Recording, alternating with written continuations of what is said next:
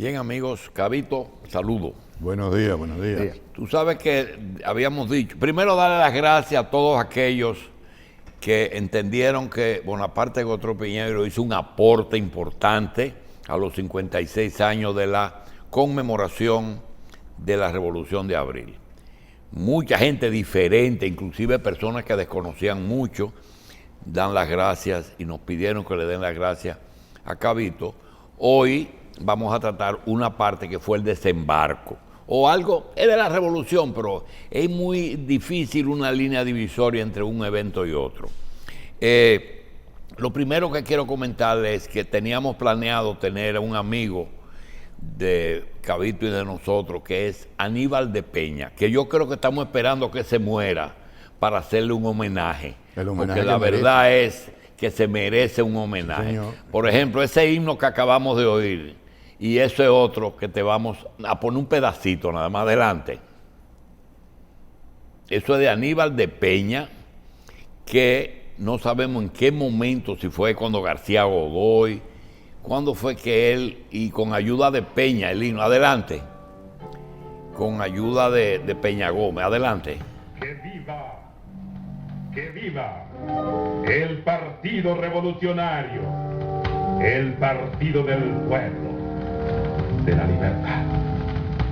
Quisqueyano levanta la frente, mira el sol que en oriente se asoma, vuele tu alma cual rauda paloma a bañarse en su lumbre fulgente. Que esa niebla que a ti te rodea y ensombrece tu dicha y tu vida, se disipe al instante vencida por la fuerza y la luz de la idea. Vence el miedo cobarde que asalta tu esforzado y viril corazón, que el auxilio de Dios nunca falta donde está la verdad, la razón. Con tu brazo potente quebranta la oprobiosa cadena que oprime, dale luz y consuelo al que gime y al que yace en el suelo levanta. ¡Que viva! ¡Que viva el Partido Revolucionario, el Partido del Pueblo, de la Libertad!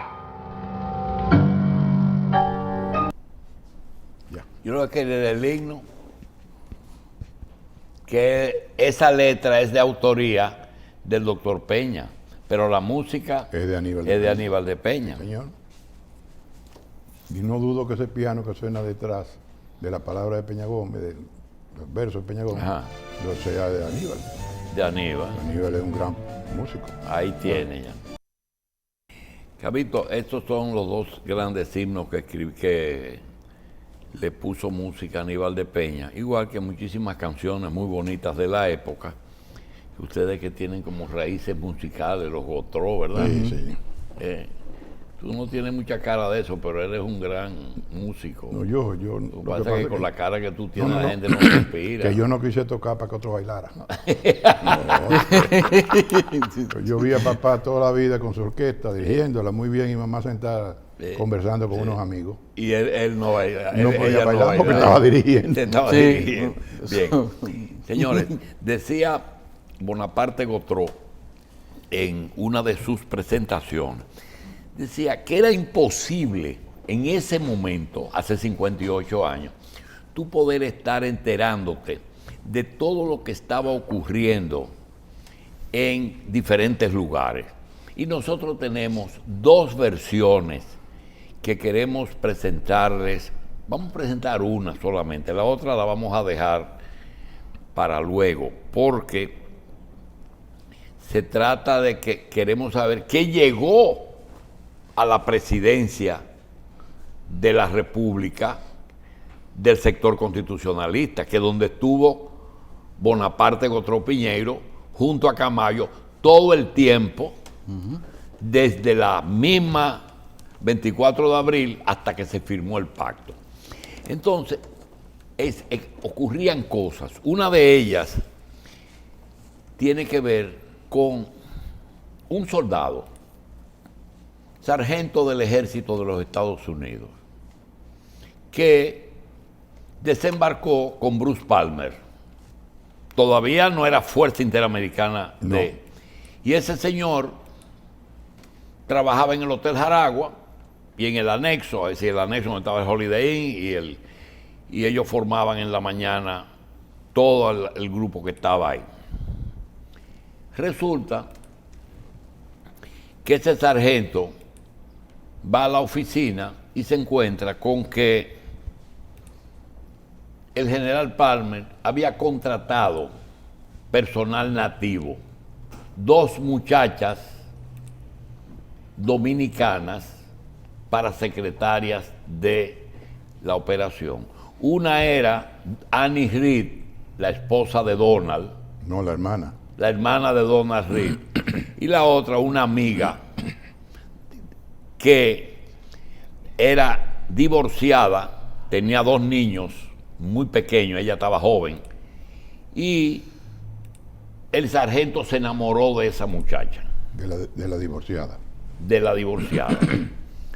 Resulta que el general Palmer, de broma, le dice, pero ven acá, Milagros. ¿Y cómo tú te enamoras de un sargento, estando yo que soy un general aquí, buen mozo, americano y cosas? Dice, porque es el que yo quiero. Y se casó con el sargento. Tiene 56 años casada con el sargento y nos prometió que no iba a hacer algunas anécdotas interesantes. Por ejemplo, cuando Palmer le dan la noticia de que su esposa tiene un cáncer, él tiene que irse, viene otro general, que ya Palmer era subjefe, porque de la FIB el jefe luego fue Panasco Albín. Correcto. Entonces viene otro militar y lo sustituye, y ese otro militar es que le toca acompañar, después de la firma del pacto, a Camaño y a Wessing a salir del país, que estaban medio remolones. Sí. Que Camaño no quería irse. Y lo llevan al patio, que había un helicóptero en la parte más enfrente, para llevarlo al aeropuerto. Y él le dice al general, pero ¿y cómo ustedes pretenden que yo deje esto y me vaya para Londres? Dice, bueno, esa es la disposición que tenemos. Dice, pero hay otro problema. ¿Y cómo yo me voy a ir y voy a ir a Londres si no hay representación, no hay nada? Dice, no, mire, esas son las dietas. Y le entrega la dieta para irse. Y dice Camaño, ¿y qué es lo que hay ahí? Dice, coronel, no se preocupe, que ahí hay suficiente para que usted se alimente hasta que se formalice su cosa. Esas son cosas, detalles que nos cuenta que no tiene ningún interés en decir lo que no es, porque dice, me tocó entregarle el maletín, pero quien entrega el maletín es el sargento. Correcto. Que va acompañando al general hasta el helicóptero para que... El esposo de Milagro. El esposo de Milagro, que está vivo. Tiene casi 90 años y está vivo. También dice que a veces eran visitados por militares dominicanos que querían cargos en la Junta.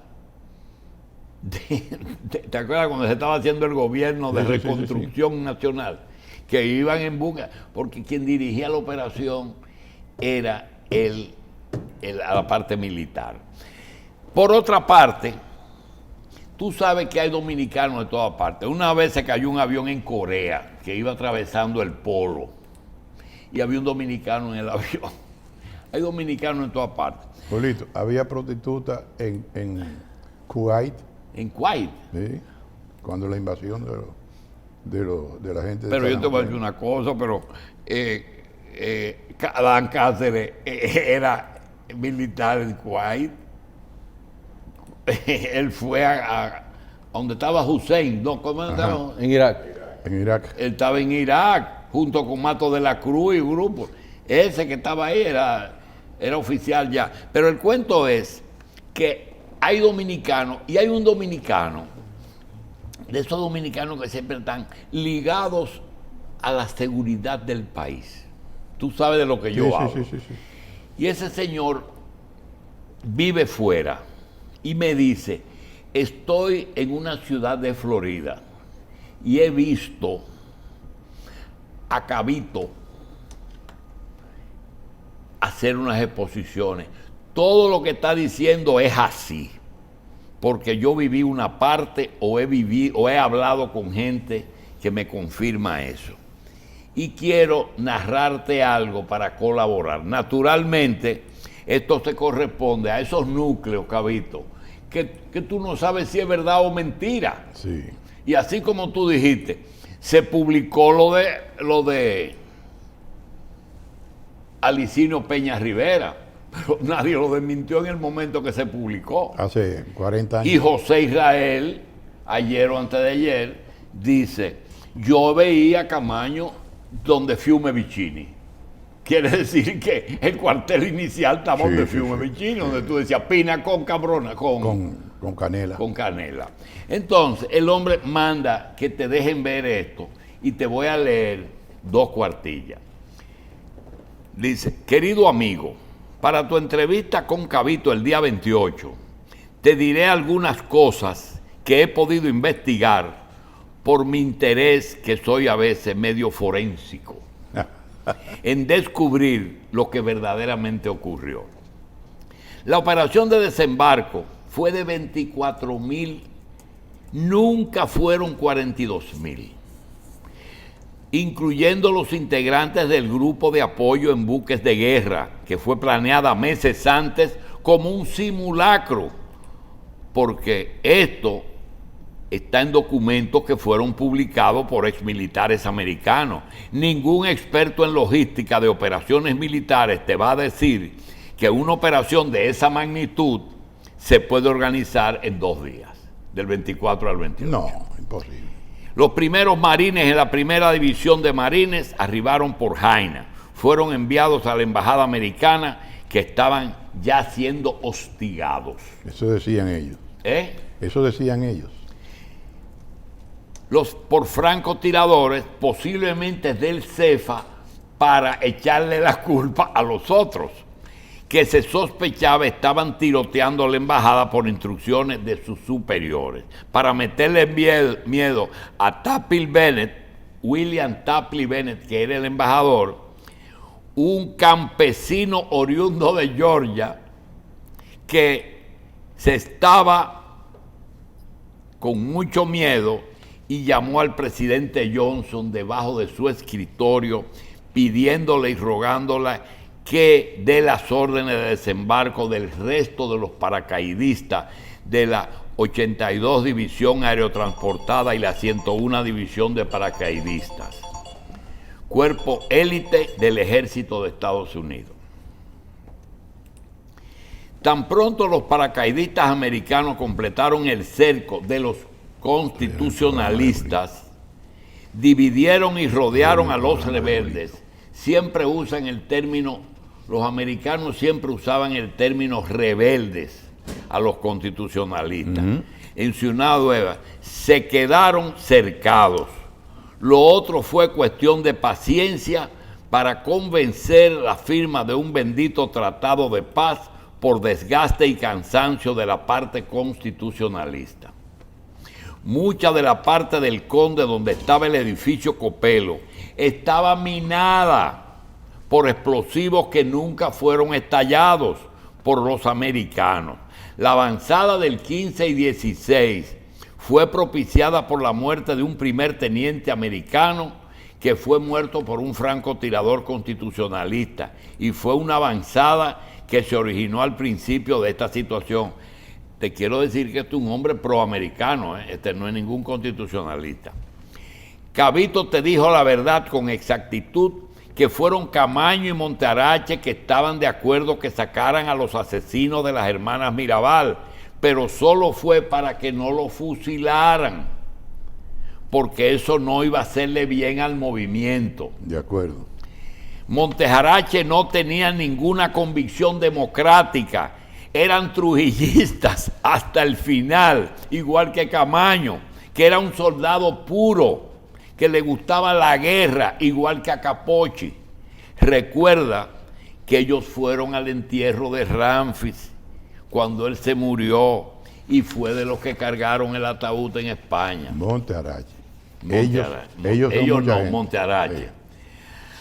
Hablé de este tema con Monte Arache varias veces, el aceitado con un whisky Chivas Regal, que a él le encantaba.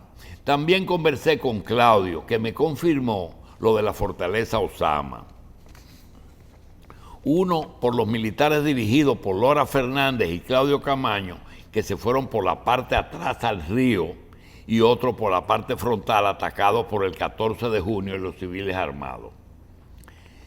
Te revelo también, y este es un dato, que los francotiradores del ejército de los Estados Unidos tenían objetivos bien claros por fotos y espías que les daban información desde los molinos.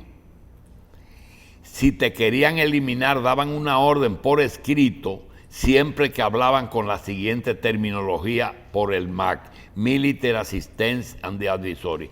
Eso se quedó con 5 miembros, con 5.000 miembros después que se retiró la tropa, el MAGG, que era el grupo de inteligencia que influenciaba en todas las operaciones en San Isidro, que decía, processed with extreme prejuice, que se trata de mátalo.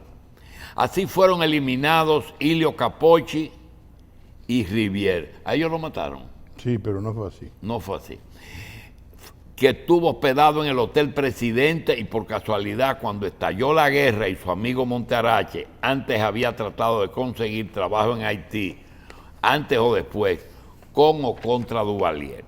Para terminar, sabe que el presidente Johnson después se arrepintió de la invasión y admitió que fue mal informado por Tapley Bennett, un sureño racista que le dio un ataque de pánico cuando regresó al país después de venir de ver a su madre que estaba enferma en Georgia el día 27 de abril. Fecha que el plan de Bennett fracasó después de la pela que le dio Camaño, Lora Fernández y Capocci a la gente del CEFA en el puente y que se mandaron corriendo de regreso a la base San Isidro. Es por eso que Cavito dice que el miedo cundió en aquel lado. Según las leyes de Estados Unidos, el asesinato de líderes extranjeros fue prohibido por mandato congresional. Pero recuerda que Trujillo solo fue asesinado con armas norteamericanas. Eso nos narra esa persona y yo quería decírselo. Vamos entonces a... Mira, pero hay 2 o 3 asuntos ahí que sería bueno aclarar para que no se queden ya, como que se fueron piensen así. que callar es Sí. afirmar. Por ejemplo, Capocci fue muerto. Fue muerto en el asalto al Palacio Ajá. el 19 ¿Donde de... Lora Fernández? No. El 19 de mayo de 1965 fue el desdichado y absurdo ataque para la toma del Palacio Nacional. Entonces, a Capocci, su cadáver lo encontraron dentro del jardín del Palacio Nacional. Ah, ya. Fue la única persona que logró entrar. ¿Combatiendo con quién? Contra La la gente gente de San Cristóbal de que sí. habían entrado en la noche. Sí. Entonces, Andrés Rivier murió de otra manera. Andrés Rivier, que llegó a la guerra de la mano de Capocci, tal como relata Espérate, ellos eran soldados de fortuna. Andrés probablemente sí, Rivier no. pero Capocci no. el viejo Capocci era un antiguo entrenador. Soldado de fortuna es mercenario, ¿eh? Sí. El viejo Capocci era un antiguo entrenador y hombre rana que había participado en el rescate del capitán, en la tropa del capitán Otto Skorzeny, un nazi que tenía unas tropas especialísimas, en el rescate del Duce, de Benito Mussolini. Ajá. En esa operación de altísimo nivel militar e inteligencia, actuó Capocci. Entonces Capocci fue contratado por las Fuerzas Armadas Dominicana. sí, para entrenar crear el cuerpo de hombre rana y entrenarlo. Ese cuerpo se creó con el objetivo de matar a Betancourt. Un momentito. Ese cuerpo que tú dices ahora que fue para Betancourt, ¿tiene algo que ver con Vladimir Cecén y con Alexander Kovacs? No. ¿Tú sabes quiénes son Sí, esos sí. Vladimir Cecén y Kovacs eran soldados de fortuna, dos? Croatas. sí, que Trujillo contratado con muchísimas decenas más para crear La armería. la Legión Extranjera. Ah, la Legión Extranjera. No. Pero Kovacs, el general Kovacs. era un experto en fabricación de armas. Ah, ese hizo la armería. Ese fue el que hizo y dirigió la armería. Bien. Entonces, ¿dónde que muere el segundo? Andrés murió porque yo le di una instrucción incorrecta. Había dos Pichirilos en la guerra. Pichirilo el comandante y Kiko Pichirilo, el armador de barcos, que trabajaba... ¿Cuál fue el capitán del Gama?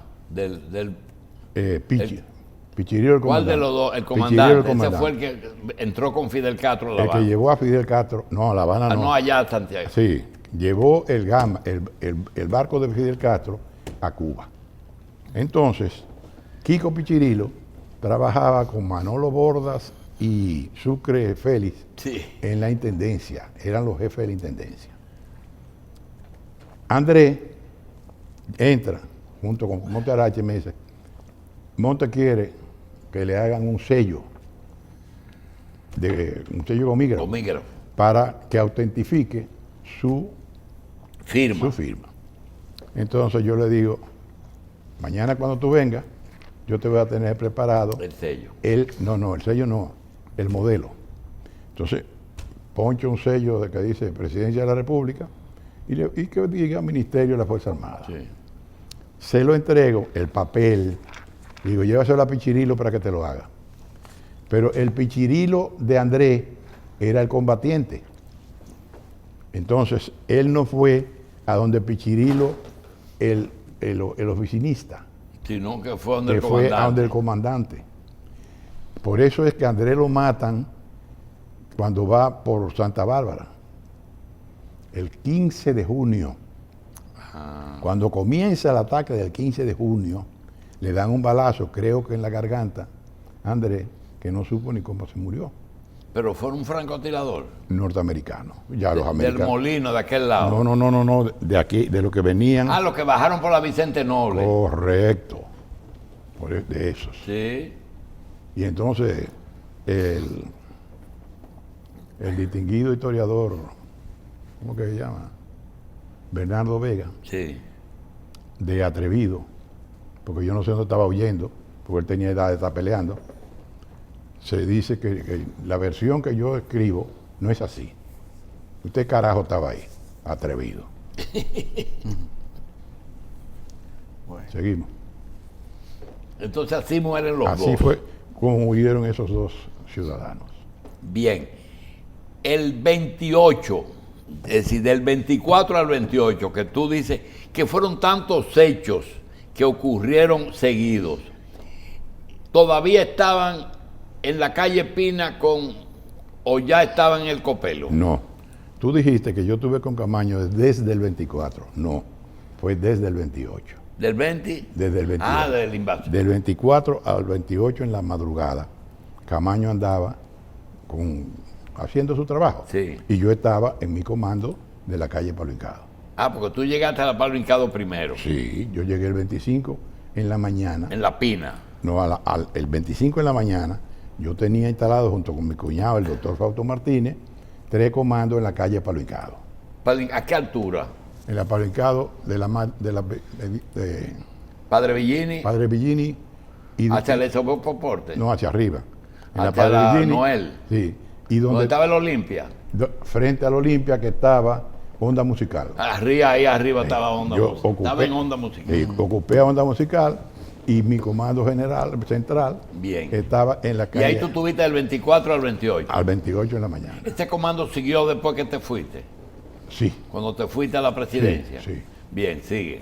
Bueno, entonces, El 28. el 28 en la mañana, yo te referí el otro día, que José Antonio González Ortega, un periodista muy amigo mío, me va a buscar y me dice que necesito un periodista. Y yo le digo, pues tú eres más periodista que yo, pues ya él trabajaba en La Nación. Y entonces José me dice que su esposa le ha dado un ataque de nervios y tiene que llevarla a su casa, a Santiago. Y yo entro a trabajar para escribir las noticias que se produjeran y radiarlas por la frecuencia de Radio Televisión Dominicana, porque ya nos habían quitado la televisión. Pero estaba la radio. Estaba la radio. ¿Qué tiempo está la radio? La radio, bueno, lo más interesante de la radio es que no solamente tiramos a el audio de la Radio Televisión Dominicana, sino también que el 14 de junio, que rindió un papel extraordinario en la guerra, sí, el 14 de junio creó una emisora. Esa emisora estaba ubicada en la calle Cambronal, entre José Gabriel García y Arzobispo Portes. Y ahí hicieron un excelente trabajo como locutoras la eximia primera actriz Delta Soto y, Dios mío, pero ahí estaba el comando del 14, un ching más abajo. Sí, pero y Fiume Gómez, ay Dios mío, si se me olvida el nombre de Fiume me fusilan. Fiume Gómez y Delta Soto eran las locutoras. Cuando los americanos nos atacaban muy duro o nos querían apretar en las negociaciones que empezaron de inmediato, yo tenía las instrucciones de decirle a las muchachas y a la emisora de 14, sí, yo le decía, chúbase la fafa, y ya. Bien. Creo que el encargado de la emisora era Guido Gil. Guido Gil. Que era periodista, además de abogado. Mira una cosa. El programa ha producido preguntas y nos vamos a coger 5 minutos porque me han pedido algunas informaciones tuyas. Me dicen, ¿qué edad tenía Cabito el 24 de abril del 65? 27 años. Segundo, ¿qué información tenía Cabito de lo que estaba ocurriendo desde el golpe de Estado de Bosch hasta ese día? Información de conspiraciones. Yo siempre he reclamado, con mucho orgullo, sí, que yo era una minúscula parte de la conspiración. Tú conocías el movimiento. Sí, yo era una minúscula parte. ¿A quién tú pertenecías? Es decir, ¿con quién tú te nutrías? Con la JRD y con el partido. Bien. Tercero, de cuando tú conoces a Camaño. En el 55. 10 años antes. Sí. ¿Dónde? En la base naval de la Marina. Quiere decir que Camaño fue de las 4 ramas. Sí. Fue guardia, policía, marino y aviación. Pero primero había sido marín en Estados Unidos. ¿Qué fue? De los Marines. Ah, él fue de los Marines. Sí, Entonces él sabía cómo a él lo mandaron a los Marines. Estudiar una academia de esas. No. Ya como militar. Ya siendo militar. Sí. Entonces primero fue marine en Estados Unidos y después. No. Él primero fue cadete. Sí. Entonces se graduó. Sí, lo mandaron a estudiar a los Marines. Sí. Porque aquí. ¿Y cuando viene a dónde? A la Marina. Entonces lo primero que él fue marino. Sí. Y después, ¿a dónde pasa? Al ejército. Y después. A la Fuerza Aérea. A la Fuerza Aérea. Digo, no. Primero a la Marina. Después a la policía. Después al ejército en San Isidro. Ok. La noche del 30 de mayo, ¿qué rango tenía Camaño y dónde tú estabas? Camaño debe haber sido, en el 30 de mayo del 61, debe haber sido mayor, porque en el 55 era capitán. Ya. Entonces yo acababa de subir. ¿Aquí en la capital? Sí, yo vivía aquí. Yo acababa de subir del malecón. Al arzobispo Portes. A llevar a mi novia, que nosotros nos sentábamos a comer gallina en el malecón. Ella vivía en la calle El Número. Entonces de ahí yo me voy a mi casa, al arzobispo Portes. ¿Cuándo tú te enteras que matan a Trujillo? Esa noche. Bien, ya, entonces eso está claro. ¿Tú conociste a Fausto Camaño de Ño? Fausto. Al papá de... No, es que no era Camaño de Ño, Fausto Camaño Medina. Bueno, Medina. Era el viejo, don Sí, Fausto. el viejo. Sí. ¿Tú lo conociste? Sí. ¿Dónde? Yo lo conocí en su casa. ¿Qué actitud tiene ese viejo con su hijo cuando su hijo se hace líder de eso? ¿Lo ve o lo deshereda?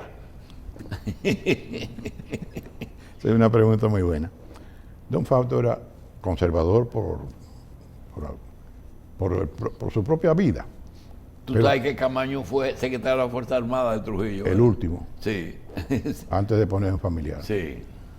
Don Fausto me contó a mí mi tío Alejo Tejera, que era un hombre que siempre trabajó al servicio de la presidencia de la República cuando Trujillo.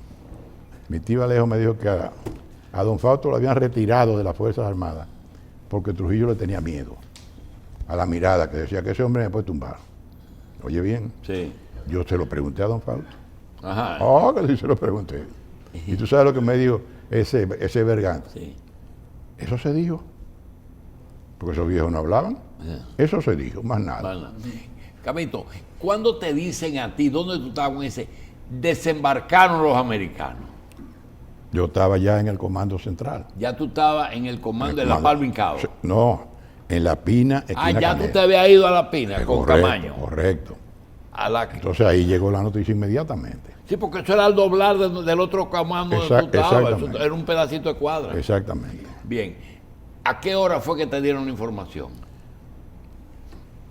Tan pronto como desembarcaron los primeros marinos por Jaina, Sí. de inmediato llegó la información. En el curso del día. ¿Qué hizo el presidente Camaño? Era coronel todavía. ¿Qué hizo cuando recibió eso? Bueno, no podía hacer más nada que esperar. Y Pero más- no hubo un revuelo, no hubo no. nada. Llegaron los americanos, gran cosa. Sobre todo, el coronel Camaño mandó vigías, gente, a ver qué estaban haciendo los americanos. Entonces, a lo largo del tránsito de esos soldados hacia la embajada, venía informaciones frescas, permanentemente. Dijiste algo que tiene un valor y mucha gente está preguntando por ese. Desde el 24 yo estaba en mi comando en la Palma Hincado. ¿Cuándo comienzan a haber suficientes comandos en la capital? ¿Y quiénes organizan esos comandos antes del 28? Bueno, Estamos hablando del 24, son Sí, 3 sí, sí, días sí, sí. hábiles. no, 25, 26 y Y 27. 27. Mira, yo siempre he dicho lo que es cierto con los comandos. Los comandos se formaron por generación espontánea. La gente se juntó por barrio, por familia, por pueblos, por... Y no había una célula que era que decía vamos a juntar. No. Aquí había un PRDista que dice vengan. Bueno, se juntaron los PRDistas Ah, ya. y se juntaron la gente de San Lázaro y se juntaron la gente de San Carlos. ¿Y por qué te dicen a ti? Los rolistas eran de San Carlos, Bueno, con un porque- comando. El PCD tenía un comando, los También. socialcristianos tenían un comando. También, Esos se armaron también antes del 28, sí, los partidos. entre el 25 y el 28 Ah, ya. ya estaban todos los comandos Y creados. cuando te dicen a ti que en la José Gabriel García, esquina El Número y esquina Cambronal, había un comando del 14 donde estaba Fidelio, donde estaban, luego se entrenaron en el Parque Ramfi. Eso era un comando militar del 14. Sí, el 14 ya Ese tenía... no era de vecinos, ¿verdad? No. El 14 ya tenía gente que había sido entrenada en Cuba y que había sido entrenada en China. Ya. Entonces, tan pronto como suena la galleta, se juntan los 14istas y van y buscan. Si a ti vienen y te dicen, Cabito, lo que pasa es que la izquierda terminó manejando la mayoría de los comandos. Eso no es verdad. No es verdad.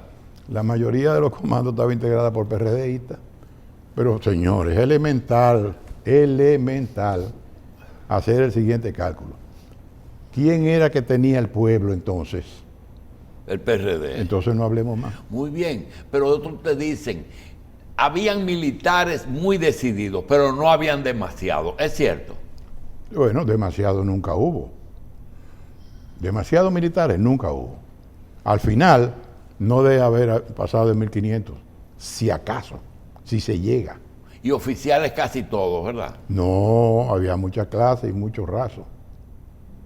Había muchas clases. Podían muchas haber razas. 50 oficiales altos.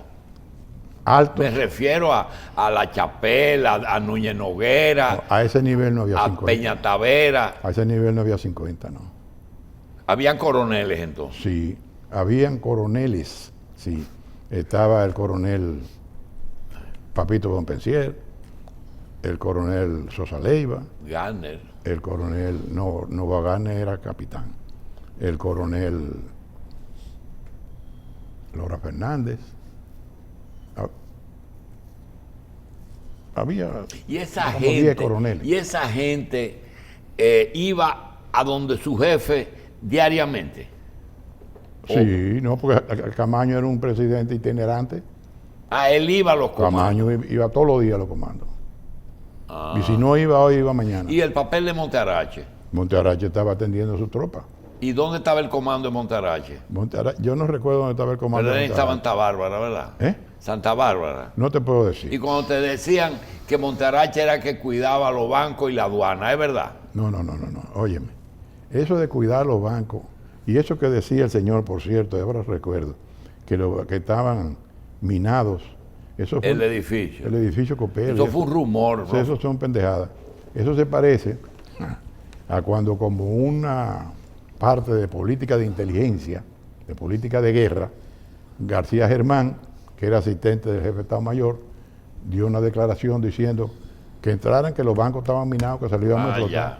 ya. No teníamos ni Bien. con qué hacer. Gabito, cuando entran los americanos y uno recuerda San Isidro, Jaina, Hotel Embajador, ¿dónde ellos es que realmente entran?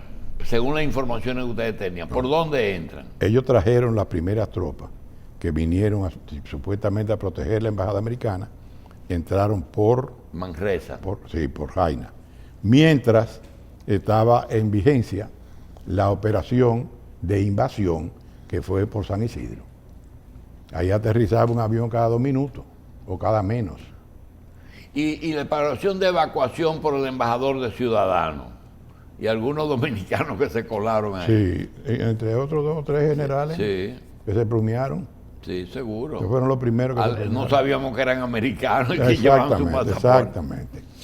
Ellos, bueno, de ahí se lo llevaron en helicóptero a los portaaviones. Ok, ¿qué fenómeno pasó en que después que desembarcan las tropas dominicanas de San Isidro, como que se renuevan y cogen para la parte alta de la ciudad? No, porque eso no fue así, no fue que se renueven y fue? cogen para... Eso fue un plan de dominación que comenzó con crear la llamada zona internacional, que fue... El corredor. El corredor, eso fue para dividirnos de la zona norte. Ah, porque el corredor tiene 2 funciones. No, pero seguro. Embajada al aeropuerto y divide el norte del sur. Exactamente, porque en la parte norte nosotros gobernábamos.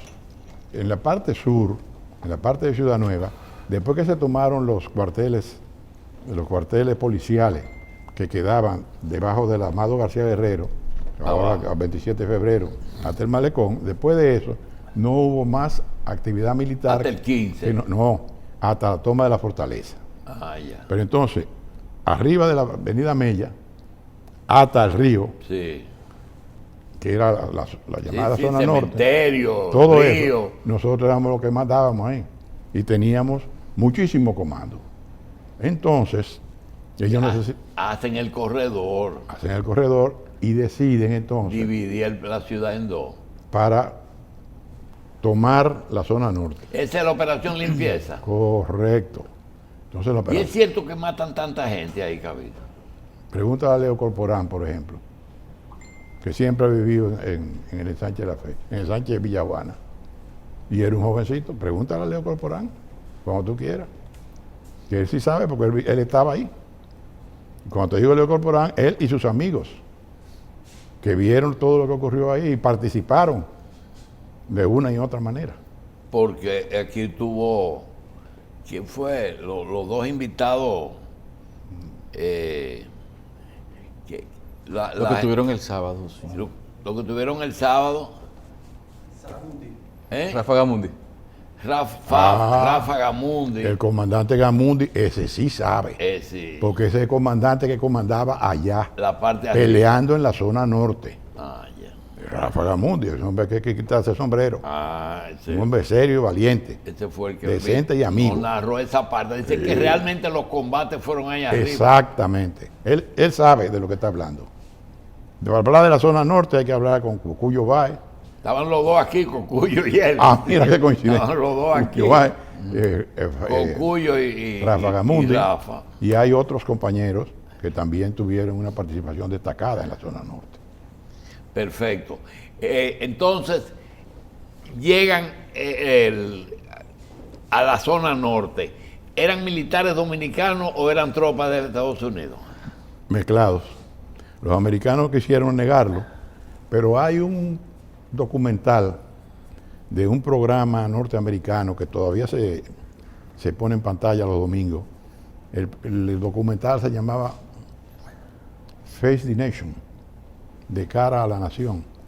En ese documental, hecho por ese canal norteamericano, ABC o NBC, uno de esos, que los domingos en la mañana ponen ese programa, Face the Nation. Entonces, ahí en ese documental se ve la tropa norteamericana dirigiendo a los dominicanos y participando en la operación limpieza. Ya.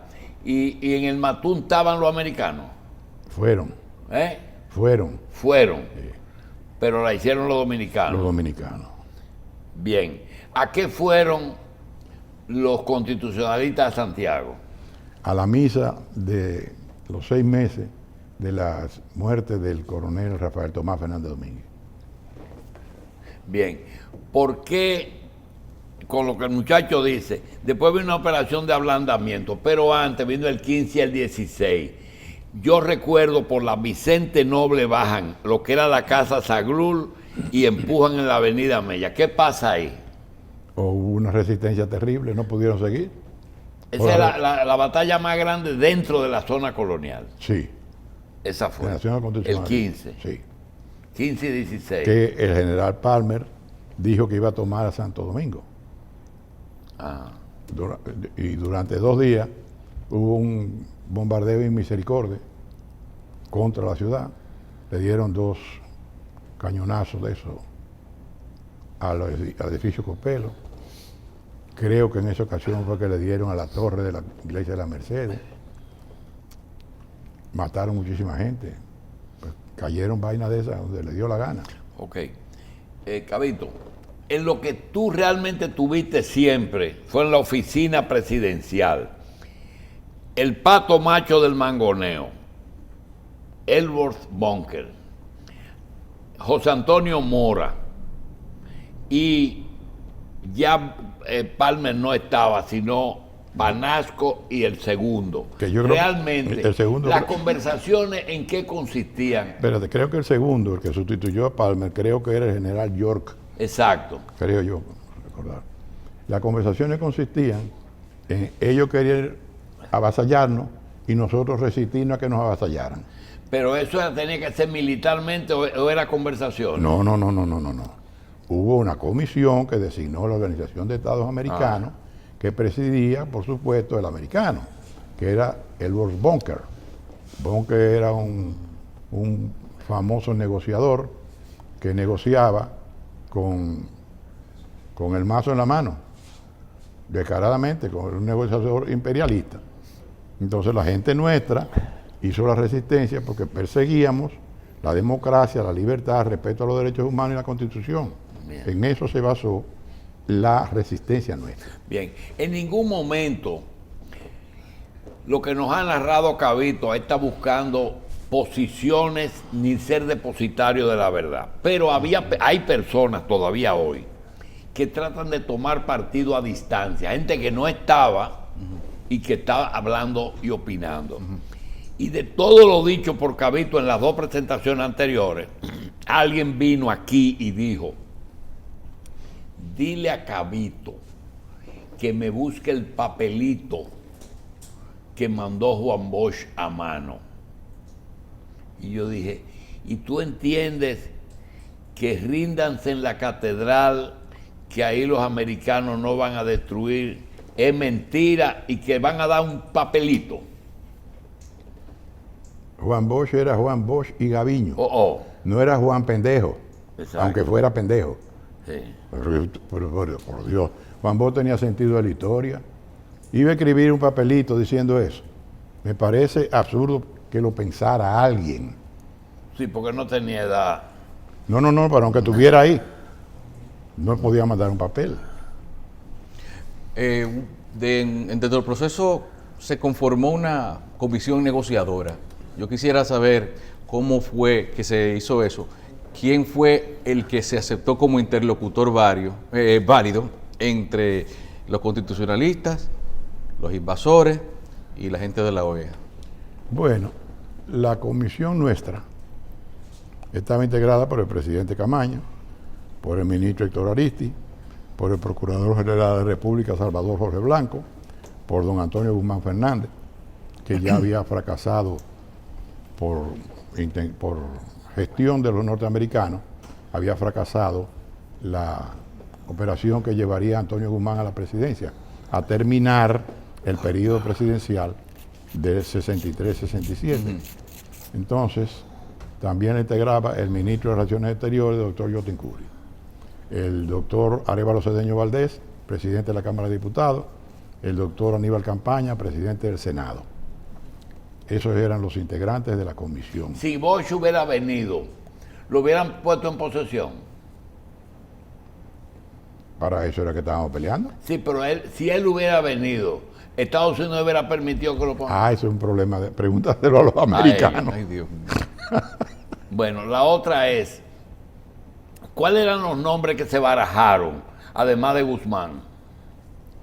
Además de Guzmán. De García Godoy y Guzmán. Después de que hicieron fracasar la fórmula Guzmán, se barajaron los nombres, entre otros, del doctor Félix Goico evangelista, Sí. primo hermano de... Un cirujano. Sí, cirujano, que tú seguro fue profesor Sí. tuyo. Eres primo hermano de Félix Bernardino Evangelista. Sí. El nombre de... Diablo. De varias personas. Ahora, de pronto, sí, me sacaste del aire. Siempre García Godoy fue el candidato americano. Sí. desde el Y principio. Guzmán era el candidato de Juan Bosch. No. Ya lo de Juan Bosch ya había pasado. Lo de Guzmán había pasado.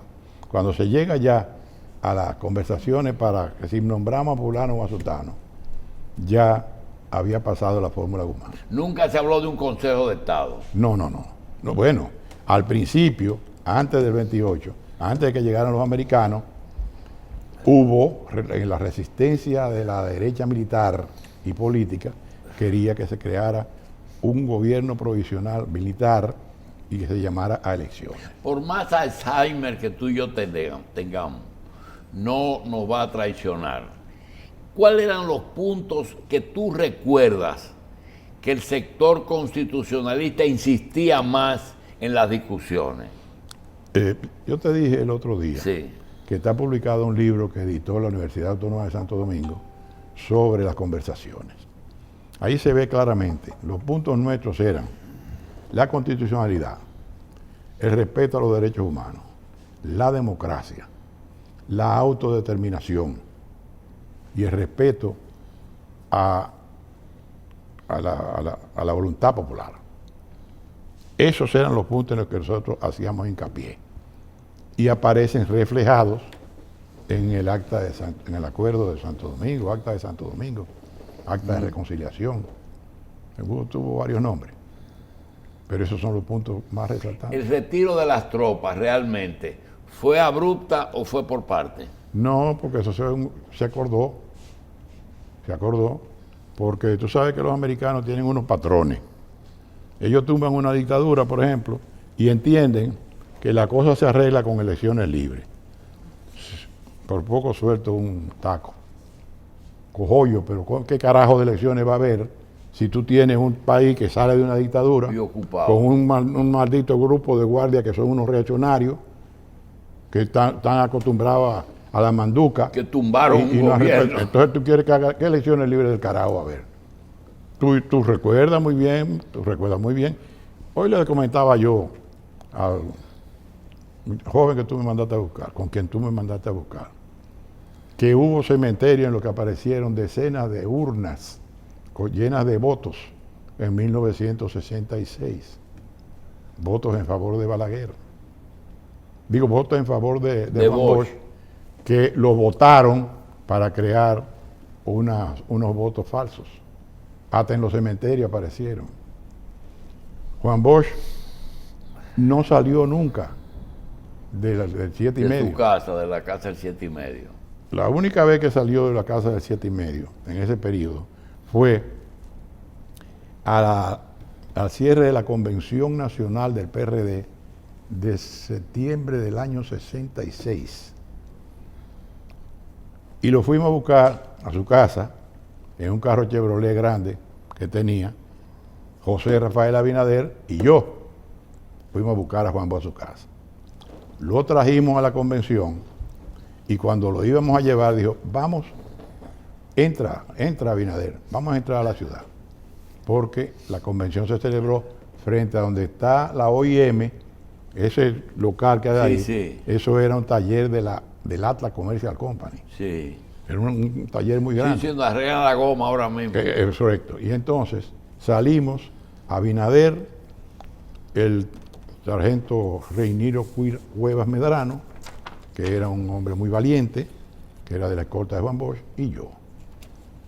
Tomamos la calle Independencia, subimos hasta el Parque Independencia, dimos la vuelta para regresar por la Bolívar, y en la esquina de la Julio Verne, una persona vio a Bosch y Bosch vio a la persona y dijo, detente Abinader, y se detuvo a saludar a esa persona.